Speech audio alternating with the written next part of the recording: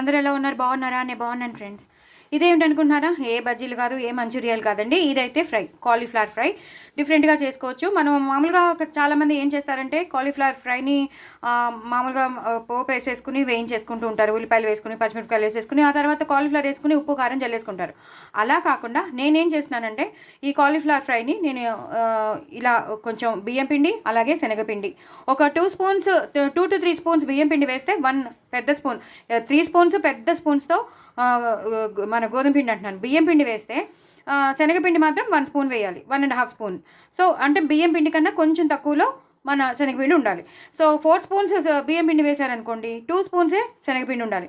So అలా వేసుకుని ఇగో ఈ కాలీఫ్లవర్ కాడలు కూడా నేను పడేయను, వాటితో ఉన్న లీవ్స్ కూడా నేను పడేయను.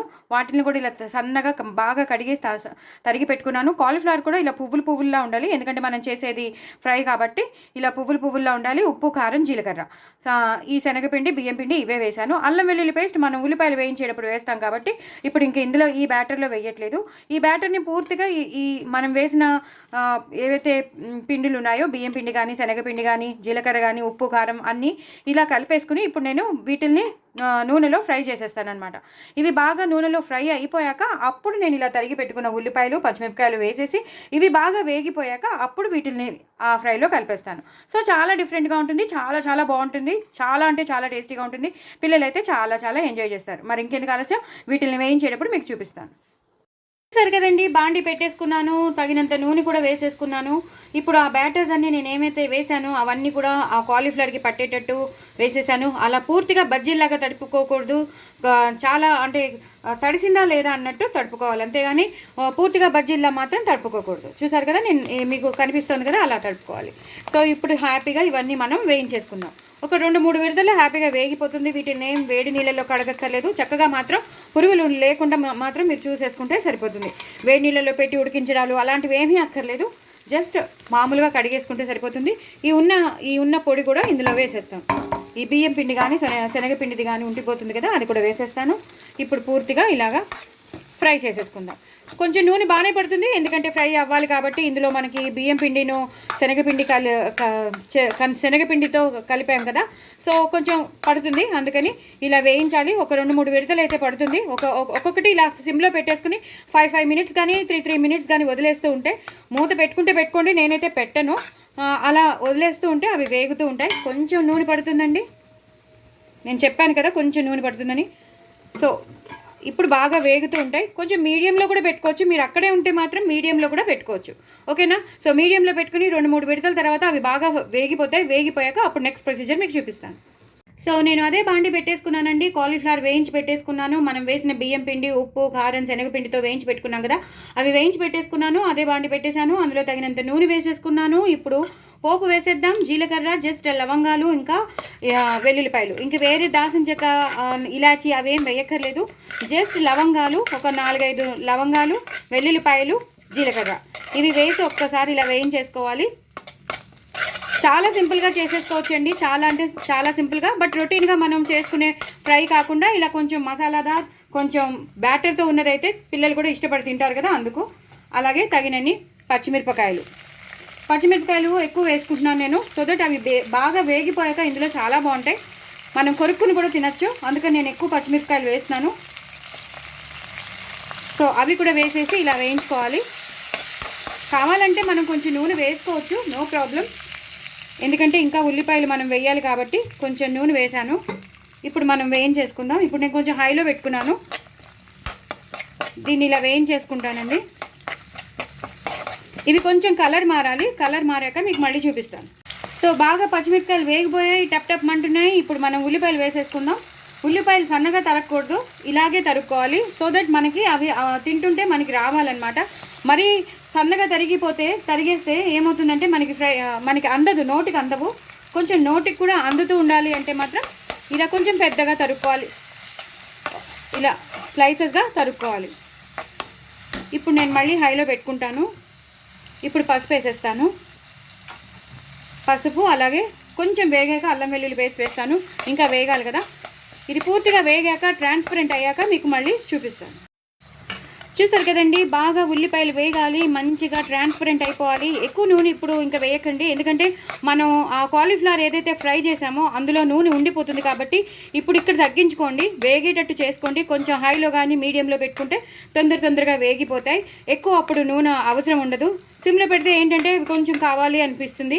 అదే హైలో పెట్టుకునేసరికి ఏమవుతుందంటే తొందరగా రోస్ట్ అయిపోయి తొందరగా వేగిపోతాయి అన్నమాట. సో చూసుకోండి, దగ్గరే ఉండి చేసుకోండి.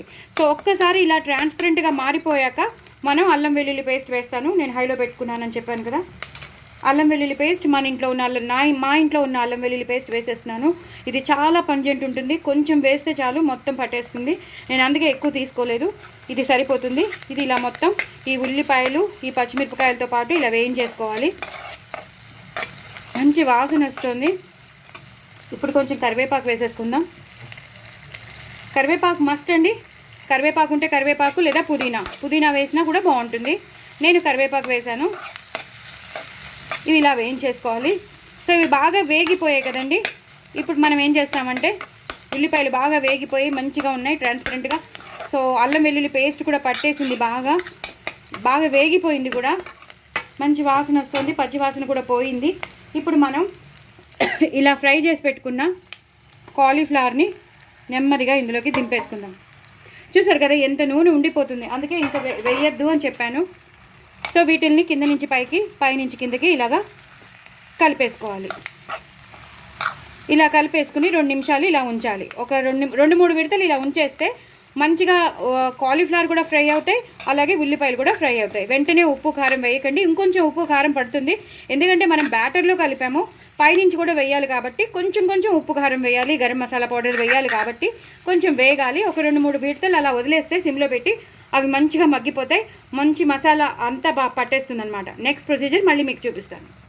చూసారు కదండి ఎంత బాగా వేగిపోయాయో, చూస్తుంటేనే నోరు ఊరిపోతుంది, ఎప్పుడెప్పుడు తిందామని ఉంది. ఇప్పుడైతే నేను ధనియాలు జీలకర్ర పౌడర్ వేసేస్తాను. కొంచెం ఒక 1 స్పూన్ వేస్తే మోర్ దెన్ ఎనఫ్. అలాగే నేను బ్యాటర్లో వేసాను కాబట్టి కొంచెమే ఉప్పు వేసుకోండి, ఎక్కువ వేసుకోవద్దు. నేను మరీ చెప్తున్నానని కాదు, ఎక్కువ వేసుకోవద్దు. అలాగే అందులో కూడా కారం వేసాను, పచ్చిమిరపకాయలు ఇక్కడ కూడా ఎక్కువ వేసాను కాబట్టి చూసి వేసుకోండి. ఇదేంటంటే మంచి కలర్ రావడానికి, కొంచెం స్పైసీనెస్ రావడానికి కారం. నేను తీసిందంతా మొత్తం వేయలేదు, జస్ట్ ఎంత వేయాలో అంతే వేసాను. ఉప్పు కూడా అంతే వేసాను. సో ఇప్పుడు ఇవన్నీ కలిపేసుకోవాలి. ఈ జీలకర్ర, ధనియాల పొడి, అలాగే ఉప్పు, కారం నేను హైలోనే పెట్టుకున్నానండి, సిమ్లో పెట్టుకోలేదు. ఇలా వేయించేసుకోవాలి. ఇలా వేయించేసుకున్నాక మొత్తం కూర అయిపోయింది, ఇంకా ఫ్రై అయిపోయింది. ఇప్పుడు మనం కొంచెం గరం మసాలా అలాగే చోలే మసాలా 2 మసాలాలు కలిపి నేను వేసినాను. సో ఆ 2 కూడా వేసేసాను. సో ఇలా ఇది మొత్తం కలిపేసుకోవాలి. మనం వేసిన అన్ని పౌడర్స్ కలిసిపోతాయి. చూసారు కదా ఏమేమి వేసానో అవన్నీ మీరు వేసుకొని చేసుకోండి, చాలా టేస్టీగా ఉంటుంది ఫ్రై మాత్రం. ఇది రొటీన్గా చేసే ఫ్రై కాదని మీకు తెలిసిపోయింది కదా, ఎప్పుడు రొటీన్గా ఇలా ఎప్పుడు మనం చేసుకోము, మామూలుగా వేయించేసుకుంటాం కదా. సో ఇలాగే చేసేసుకోండి, సూపర్ ఉంటుంది. లాస్ట్లో మాత్రం కొంచెం టమాటో సాస్ మనకి పిజ్జాలకి ఇస్తాడు కదా, అది కొంచెం వేసేసుకోండి. అది వేసేసుకుంటే కొంచెం స్వీట్నెస్గా, ట్యాంగీగా, స్వీటీగా ఉంటుంది. సో అది కూడా వేసేసుకోండి. అయిపోయింది కదా. ఇప్పుడు మనం లాస్ట్లో కొత్తిమీర, కరివేపాకుతో గార్నిష్ చేసేసుకుంటాం. అయిపోయిందండి ఫ్రై. చాలా టేస్టీ అయిన కాలీఫ్లవర్ ఫ్రై అద్రిపోయింది. చాలా పిల్లలు అయితే వదిలిపెట్టరు. ఇంకా మీకు వేరే బయట నుంచి తెప్పించుకోవడం కానీ, వేరే ఏదైనా రెసిపీస్ మంచూరియా లాంటివి లేదా ఏదైనా మీకు మంచి హోటల్ నుంచి తెప్పించుకునే అవసరమే లేదు. నువ్వు ఇలా చేసి పెట్టేసేయండి, పిల్లలు ఇష్టంగా తినేస్తారు. మరి ఇంకెందుకు ఆలస్యం, నా ఛానల్ని సబ్స్క్రైబ్ చేసుకోండి, సపోర్ట్ చేయండి, నలుగురికి షేర్ చేయండి, ప్రమోట్ చేయండి. కొత్త వాళ్ళు ఎవరైనా ఉంటే వాళ్ళు కూడా సబ్స్క్రైబ్ చేసుకోండి, నాకు వ్యూస్ పెంచండి, అలాగే సబ్స్క్రైబ్ చేసుకోండి, సబ్స్క్రైబర్స్ని పెంచండి. లాంగ్ వీడియో కదా అని చూడడం చాలామంది మానేస్తున్నారు. దయచేసి లాంగ్ వీడియో చూడండి, స్కిప్ చేయకుండా చూడండి. సో దట్ మీకు మంచి రెసిపీస్ మీ ముందు ఉంటాయి. చూడండి ఎంత బాగుందో ఫ్రై. అసలు ఇది ఫ్రైలా ఉందా, అసలు నాకైతే చెప్పలేని మాటలు లేవు. సో తప్పకుండా మీరు చేసుకుంటారని అనుకుంటున్నాను. నా వాయిస్ ఓవర్ కనుక నచ్చినట్టయితే కామెంట్ పెట్టండి, లైక్ కొట్టండి. నా ఛానల్ మాత్రం సబ్స్క్రైబ్ చేసుకోవడం అసలు మర్చిపోద్దు. బాయ్ అండి.